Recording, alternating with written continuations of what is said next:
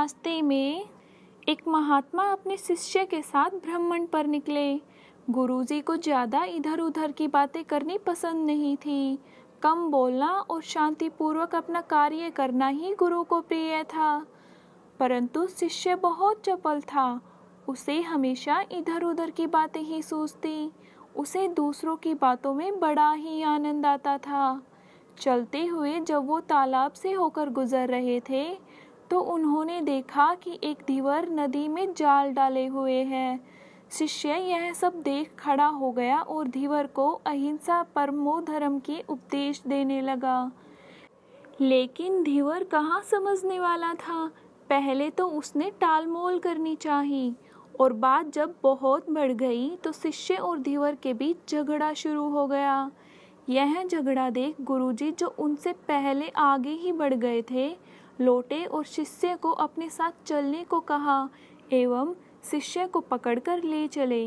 गुरुजी ने अपने शिष्य से कहा, बेटे, हम जैसे साधुओं का काम सिर्फ समझाना है, लेकिन ईश्वर ने हमें दंड देने के लिए धरती पर नहीं भेजा। शिष्य ने पूछा, महाराज को न तो बहुत से दंडों के बारे में पता है और न ही हमारे राज्य में राजा बहुत को दंड देते हैं, तो आखिर इन्हें दंड देगा कौन? शिष्य की इस बात का जवाब देते हुए गुरुजी ने कहा, बेटा, तुम निश्चिंत रहो, इसे भी दंड देने वाला एक अलौकिक शक्ति इस दुनिया में मौजूद है, जिसकी पहुंच सभी जगह है। ईश्वर की दृष्टि सब तरफ है और वो सब जगह पहुंच जाते हैं। इसलिए अभी तुम चलो, इस झगड़े में पड़ना गलत होगा, इसलिए इस झगड़े से दूर रहो। शिष्य गुरुजी की बात सुनकर संतुष्ट हो गया और उसके साथ चला गया। इस बात को ठीक 2 वर्ष ही बीते थे कि एक दिन गुरुजी और शिष्य दोनों उसी तालाब से होकर गुजरे।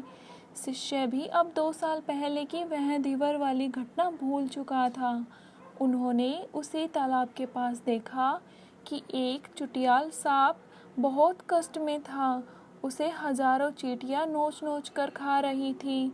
शिष्य ने यह दृश्य देखा और उससे रहा नहीं गया। दया से उसका हृदय पिघल गया। वह सर्प को चींटियों से बचाने के लिए जाने ही वाला था कि गुरुजी ने उसके हाथ पकड़ लिए और उसे जाने से मना कर दिया और कहा, बेटा, इसे अपने कर्मों का फल भोगने दो। यदि अभी तुमने इसे रोकना चाहा तो इस बेचारे को फिर से दूसरे जन्म में यह दुख भोगने होंगे, क्योंकि कर्म का फल अवश्य ही भोगना पड़ता है। शिष्य ने गुरुजी से पूछा, गुरुजी, इसने कौन सा कर्म किया था जो इस दुर्दशा में फंसा है? गुरु महाराज बोले, यह वही धीवर है जिसे तुम पिछले वर्ष इसी स्थान पर मछली न मारने का उपदेश दे रहे थे और वह तुम्हारे साथ लड़ने के लिए आग बबूला हुआ जा रहा था। वे मछलियां ही चींटियां हैं जो उसे नोच नोच कर खा रही हैं। यह सुनते ही बड़े आश्चर्य से शिष्य ने कहा, गुरुजी, यह तो बड़ा ही विचित्र न्याय है। गुरुजी ने कहा, बेटा, इसी लोक में स्वर्ग नर्क के सारे दृश्य मौजूद हैं। हर क्षण तुम्हें ईश्वर के न्याय के नमूने देखने को मिल सकते हैं। चाहे तुम्हारे कर्म शुभ हो या अशुभ, उसका फल तुम्हें भोगना ही पड़ता है। इसीलिए ही वेद में भगवान ने अपने उपदेश देते हुए कहा है, अपने किए कर्म को हमेशा याद रखो। यह विचारते रहो कि तुमने क्या किया है, क्योंकि ये सच है कि तुमको वही भोगना पड़ेगा।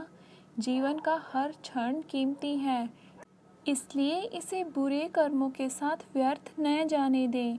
अपने खाते में हमेशा अच्छे कर्मों की बढ़ोतरी करें, क्योंकि तुम्हारे अच्छे कर्मों का परिणाम बहुत सुखद रूप से मिलेगा। इसका उल्टा भी उतना ही सही है। तुम्हारे बुरे कर्मों का फल भी एक दिन बुरे तरीके से भुगतना पड़ेगा। इसलिए कर्मों पर ध्यान दो, क्योंकि ईश्वर हमेशा न्याय ही करता है। शिष्य गुरु की बात स्पष्ट रूप से समझ चुका था। तो देखा दोस्तों, कैसे हमें हर कर्म का फल भुगतना ही पड़ता है।